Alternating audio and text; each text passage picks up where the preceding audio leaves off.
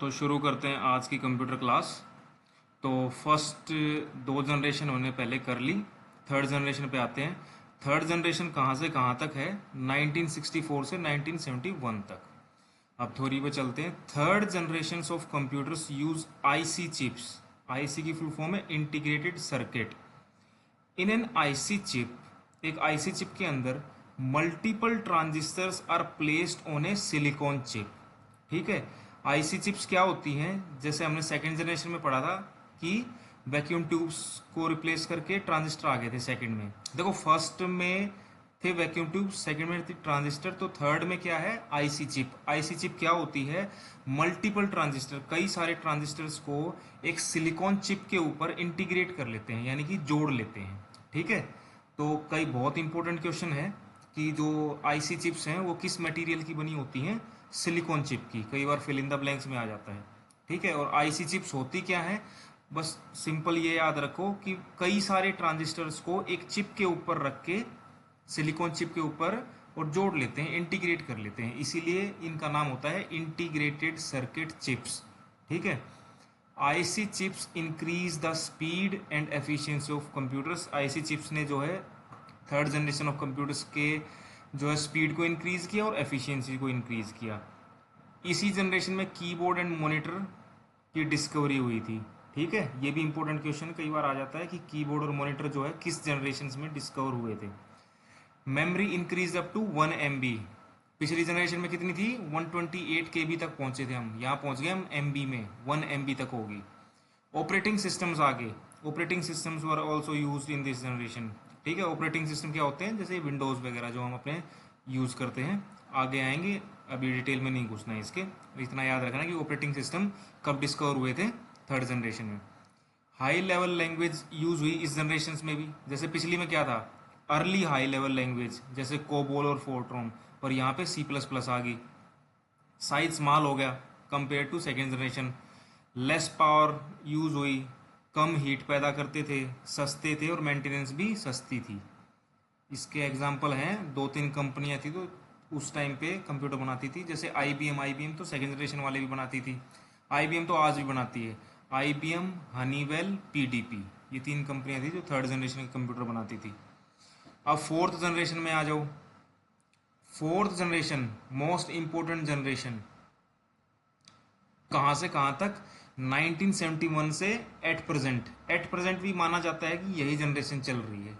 ठीक है, fourth generation of computers use LSI, large scale integration, and VLSI, very large scale integration. Full form आ जाती, इनकी full form आ जाती है कई बार एग्जाम में, फिल इन द ब्लैंक्स में आ जाते हैं।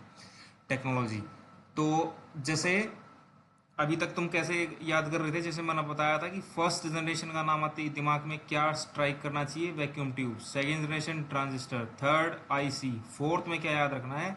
LSI and VLSI। LSI large scale integration, VLSI very large scale integration. अब देखते हैं ये होता क्या है। In LSI thousands of transistors are integrated on a small silicon chip. अब देखो, पिछले में क्या था? हम मल्टीपल ट्रांजिस्टर्स यानी कि 2, 3, 5, 10, उनको क्या करते थे? एक सिलिकॉन चिप के ऊपर रख के इंटीग्रेट करते थे। लेकिन लार्ज स्केल इंटीग्रेशन में क्या हुआ? हम जो है थाउजेंड्स ऑफ ट्रांजिस्टर रखने लग गए एक छोटी सी चिप के ऊपर, सिलिकॉन चिप के ऊपर। ठीक है, उसको LSI बोला। और VLSI में क्या हुआ? और भी ज़्यादा, कई लाख जो है कंपोनेंट्स, ठीक है, हम एक चिप के ऊपर रखने लगे, उसको बोल दिया VLSI टेक्नोलॉजी। देखो, जैसे जैसे तभी तो साइज कम हुआ ना, जैसे जैसे हम आगे बढ़ते जाएंगे। आप देखो, मतलब कंप्यूटर को छोटा करने की होड़ लगी कंपनियों के बीच। जिसका जितना छोटा कंप्यूटर उतने अच्छे माने जाते थे। जैसे आजकल क्या है? लैपटॉप, पतले से पतले लैपटॉप बनाने की होड़ लगी हुई। तो ये क्या है? नैनो टेक्नोलॉजी, यानी कि एक दूसरे से कम साइज रखना। ठीक है, तो इसी तरह पहले पुराने ज़माने में होता आया। पहले कितने, कहाँ से चालू हुए थे हम? एक रूम के साइज से कंप्यूटर से। और अब क्या है? एक चिप के ऊपर हम lakhs of components and integrated on a small chip. ठीक है, तो LSI में जो है थाउजेंड्स ऑफ ट्रांजिस्टर्स, और VLSI में लैक्स ऑफ ट्रांजिस्टर्स या फिर अदर कंपोनेंट्स। ठीक है, हम एक चिप के ऊपर रखने लग गए। इसी कारण जो है साइज सबसे छोटा इन्हीं का है।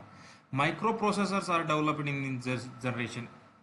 ठीक है, ये याद रखना है कि जो ये भी बहुत इंपॉर्टेंट क्वेश्चन है, माइक्रो प्रोसेसर्स जो हैं कौन सी जनरेशन में डेवलप हुए, फोर्थ जनरेशन में।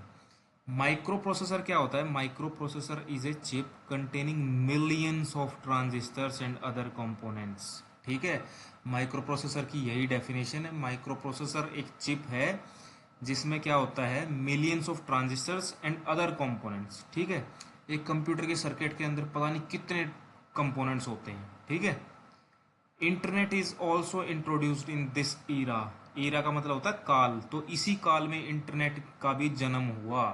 ठीक है, तो कोई पूछ ले कि भाई माइक्रो प्रोसेसर का और इंटरनेट का जो है डिस्कवरी कब हुई थी, तो फोर्थ जनरेशन में। ऑपरेटिंग सिस्टम्स जो आजकल तुम यूज़ करते हो, विंडो 7, विंडो 8, विंडो 10, जो इस टाइप के ऑपरेटिंग सिस्टम्स थे, ये भी डेवलप होने शुरू हुए। हाई लेवल लैंग्वेज आई नई नई कई सारी, जावा वगैरह। ठीक है, ज़्यादा अंदर नहीं घुसना इसके, बहुत बड़ा हो जाएगा अपना टॉपिक।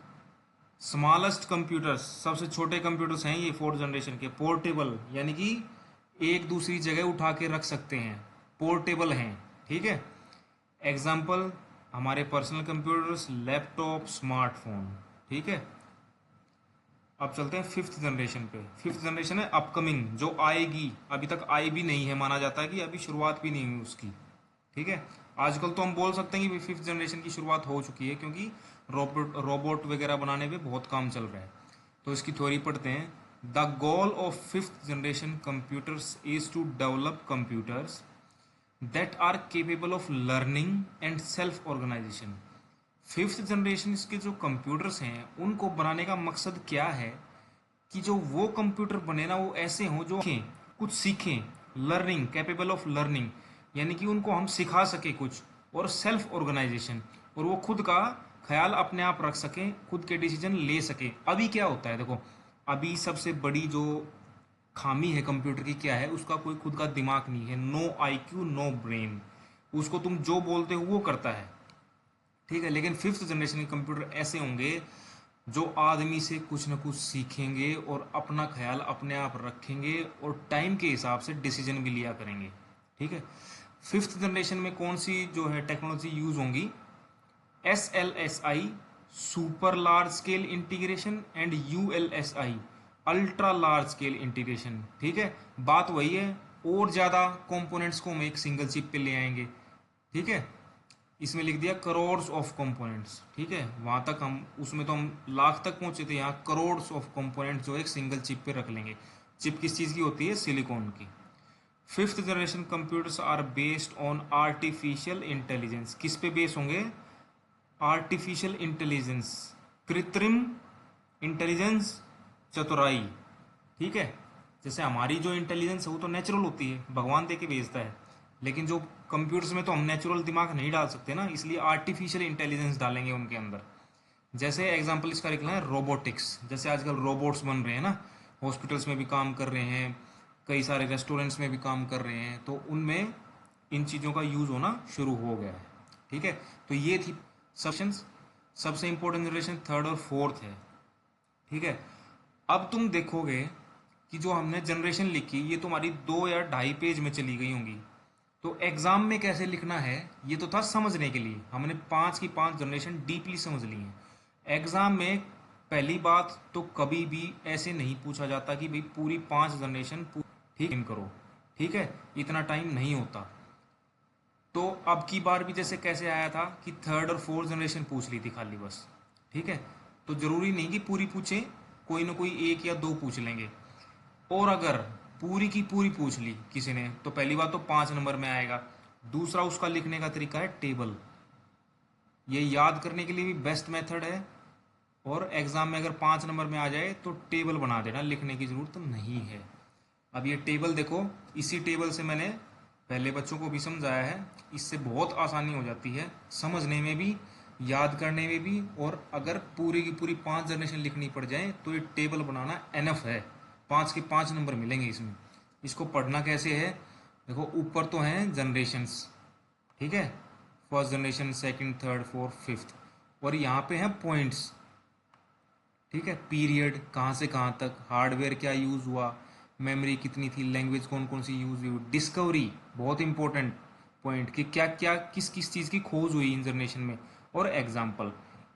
ठीक है, तो ये देखो, ये पूरी चीज़ किसकी होगी, फर्स्ट जनरेशन की। इसको पढ़ो अब देखो, पीरियड कहाँ से कहाँ तक, 40 से 56।